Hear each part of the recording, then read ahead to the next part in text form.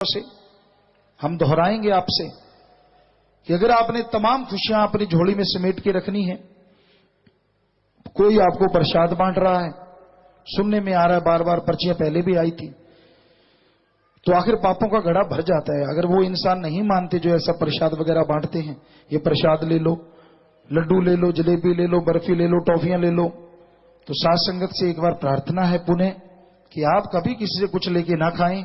जो खुद कर्मों का मारा है वो आपको दोनों जहान की सैर नहीं करवा सकता, इसलिए यह करवा सकती किसी से भी किसी भी किस्म का कोई प्रसाद रूप में झुक के लेना नहीं चाहिए।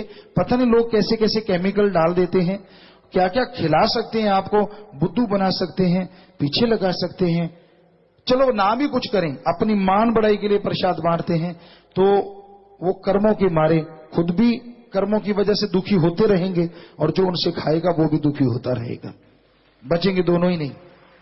तो इसलिए आपसे हाथ जोड़ के विनती, अपने अल्लाह मालिक को निगाह में बसा लिया, उसकी जगह दूसरा ना आए। सहजो भाई से किसी ने पूछा कि अगर भगवान तुझे मिलने आया, तू गुरु से इतनी मोहब्बत करती है, इतना प्यार करती है, अगर वो तेरे सामने आ गया और बोला कि मैं भगवान हूं, दर्शन देने लगा, तो क्या करोगी? तो उसने, उसकी वाणी है, हमारा नजरिया नहीं, उसने कहा अगर भगवान ऐसे आएगा तो मैं झाड़ू पोछा लगाने वाले आदमी की तरह नहीं समझूंगी उसे। अगर उसने आना है तो मेरे गुरु का रूप धारण करके आए, फिर मैं सजदा करूंगी। तो प्यारे सत्संग जियो, दृढ़ यकीन होना चाहिए, दृढ़ विश्वास होना चाहिए। हमें तो उस मुर्शिद ने विश्वास दिया, दृढ़ यकीन दिया, जन्म से किसी को आंख में नहीं लाए। और अब तो सवाल ही नहीं, क्योंकि अब तो शरीर ही उनका है, हम तो कुछ भी नहीं है, कभी नहीं लाए। कोई साबित करके दिखाए, कभी भी नहीं लाए। वो थे, वो हैं और वो ही रहेंगे।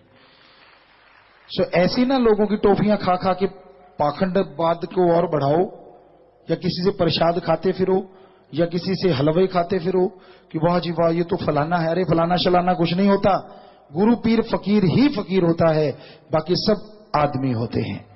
और जो ऐसा करते हैं वो तो आदमियों से भी गिरे होते हैं, क्योंकि वो कर्मों के मारे लोगों को अपने बुरे कर्म बांटते, खुद भी और भयानक पाप कर्मों के हकदार, और जो उनसे खाता है वो भी पापों का अधिकारी बन जाता है।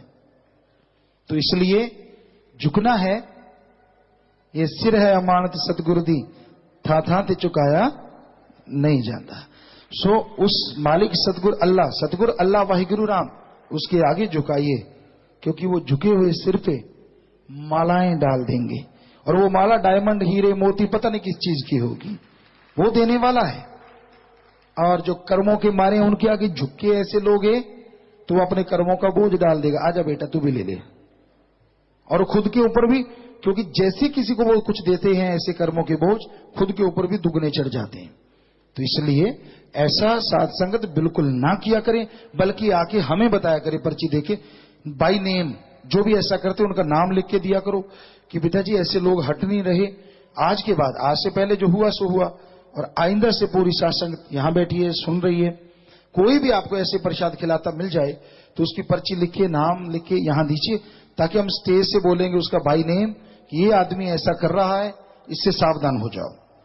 अब हमने, क्योंकि ये साल नया साल शुरू हो रहा है, तो इसलिए इस साल में आपको किया माफ, आइंदा से रखिए ख्याल, कोई किसी भी तरह का ऐसा कोई पाखंड करता नजर आया तो हमने बद्दुआ नहीं देनी, सिर्फ आपको आगाह करेंगे बाय नेम कि भाई ये आदमी पाखंड कर रहे हैं या औरतें पाखंड, बचिए इनसे, बस दैट्स ऑल।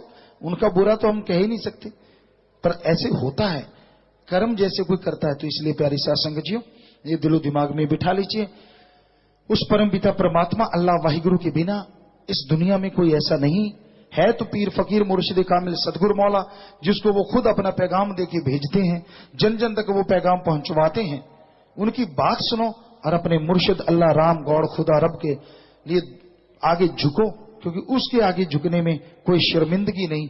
और जो उसके झुकता है, जो झुक गया सो पा गया, जो तन गया सो गवा गया।